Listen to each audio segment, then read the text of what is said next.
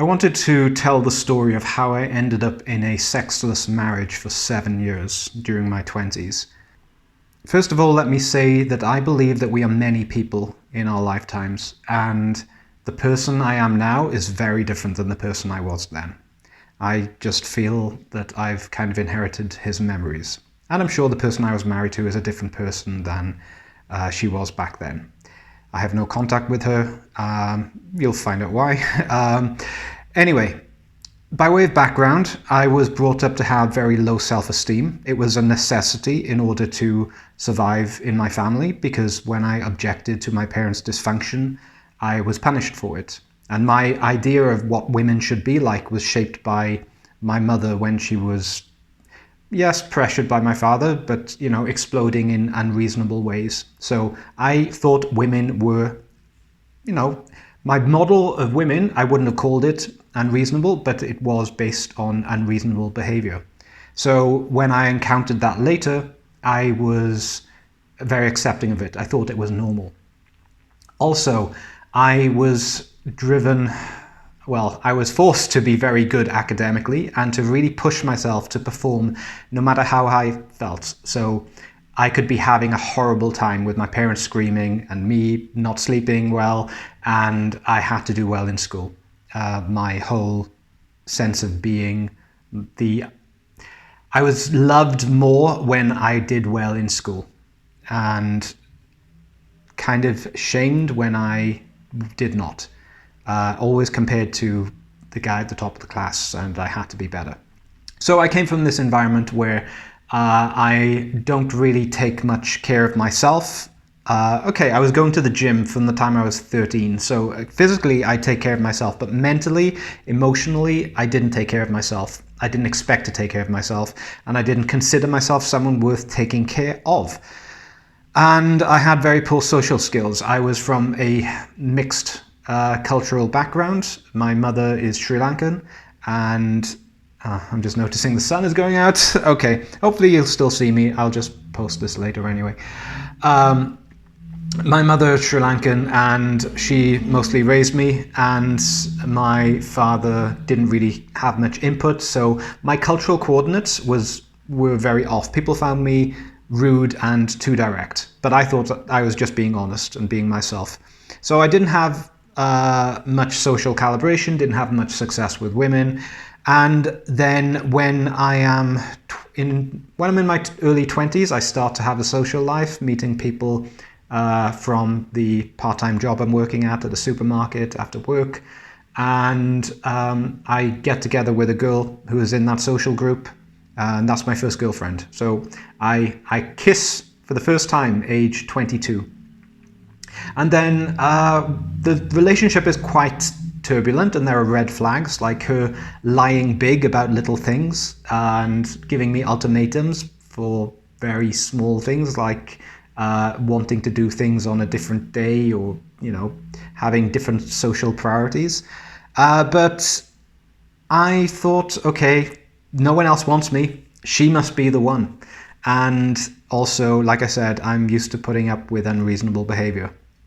And there is a lot of sexual chemistry. We didn't have sex. By the way, I was also very religious at this time. I wasn't raised with religion, but I had a Christian conversion when I was 16. And so the idea of self-sacrifice also really played into the mix here. But we didn't have sex before marriage. We did kind of everything else. And I thought, well, even if there are all these dysfunctions in the relationship, at least we can't keep our hands off each other, so things will be good in that department.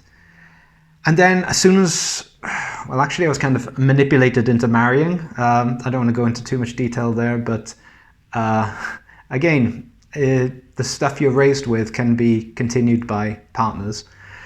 And when we get married, within the first few weeks after we get married, she starts withdrawing and becoming more distant, and the sex goes from a few times a week to once a week to once a month to not even once a month to once every 2 months. And I'm trying to figure out what's going on. And she says, oh, I'm so tired from like having to travel 1 hour each way to work. So I move us to like 5 minutes away from where we were living. So 5 minutes away from where she was going to work, so she didn't have far to travel. I buy the best mattress I can find for like £1,000. And, you know, I'm massaging her back and neck every night. Date nights 2 or 3 times a week. Whatever she wanted, she had. Like Louis Vuitton handbags, holidays to the Caribbean. And the whole weekend was based on what she wanted. And nothing I did made her happy. Nothing was good enough. And eventually, I go to a psychologist and say, well, my wife is wonderful. Like she cooks for me, she makes me tea. And yeah, that was my basis of wonderful. And I'm going to ruin my marriage if I keep on having to talk about it. Because every time I wanted to talk about it, she would say, my wife would say, well, you've just set us back 6 months because you've upset me now. And the more you talk about it, the worse it's going to get. And I had to talk about it because I was feeling like I was the ugliest, most horrible person in the world. That even my own wife, the woman I love, won't touch me. I must be crap. And that feeling of crap was a fuel. The feeling that I am a piece of crap was the fuel to make me work so hard to try to please her. And she got nice material things from it. And I know that sounds really strange for people who have more healthy relationship experience, but this was what I thought was the best I could get. I had no better reference point than this. And I'm going to CrossFit at this time, surrounded by hot CrossFit girls, and I'm staying faithful to this woman who is not that fit and doesn't even want to touch me. Because I gave her my life, I gave her my promise, and I thought if you work hard at something, then eventually it'll work out for you.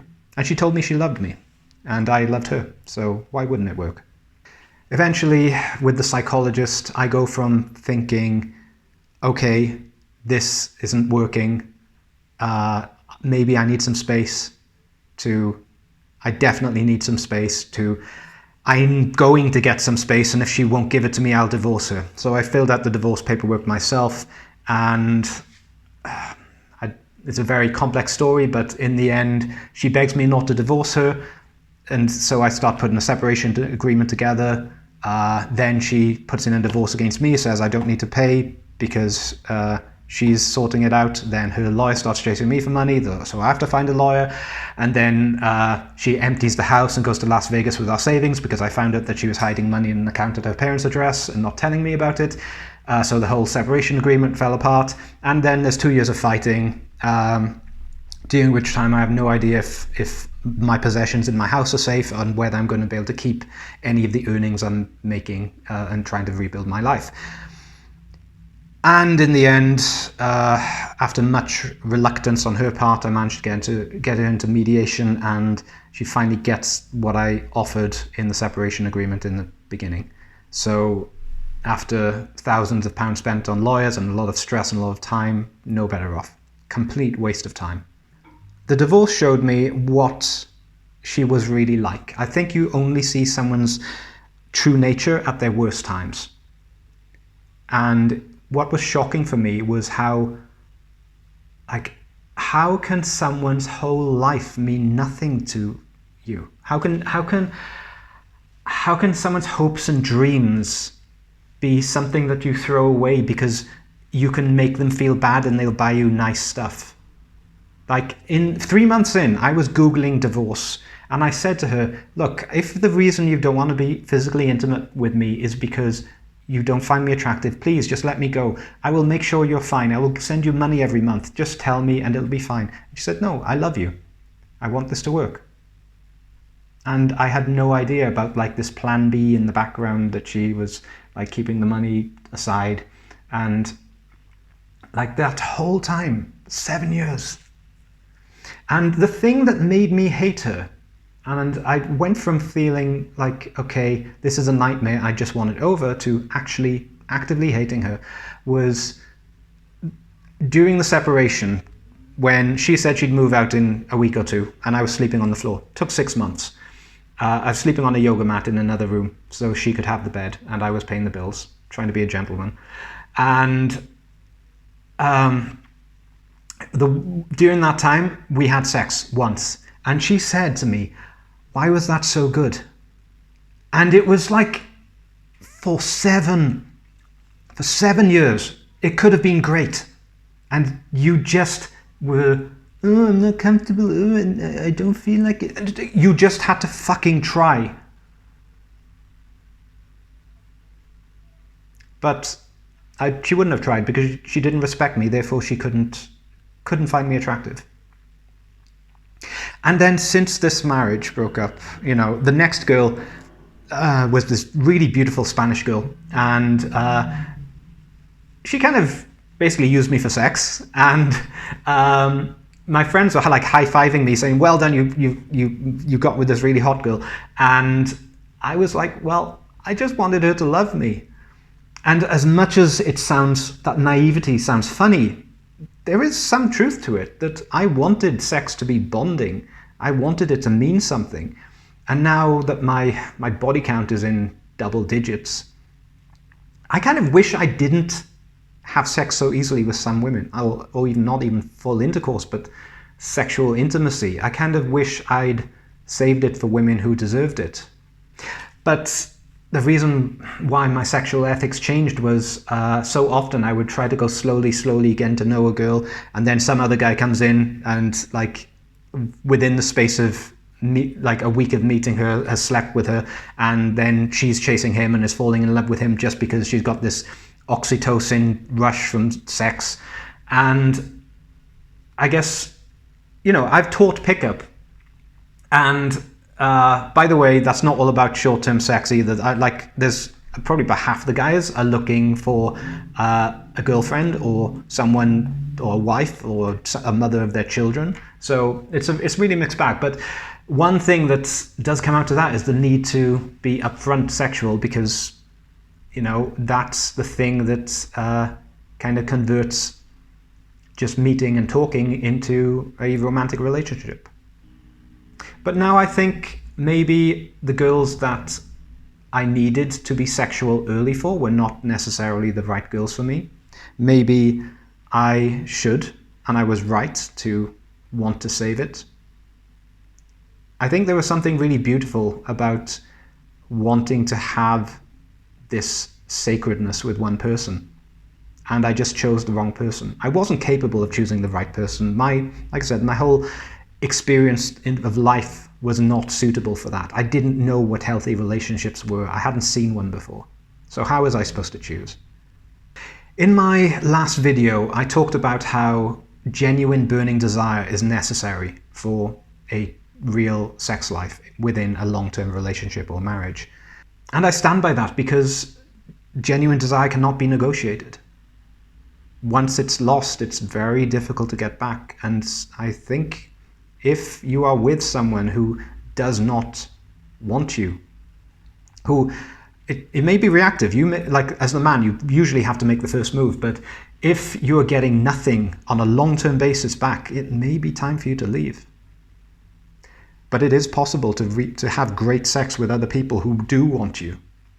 But part of that sacredness, part of that bond is sexual, and you don't want to throw away the sacredness you have with someone.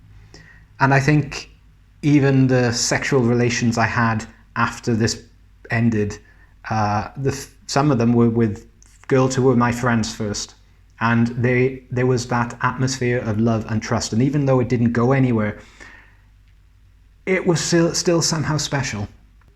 I don't know where I'm going to end on this. Usually I have some lesson for people to take away.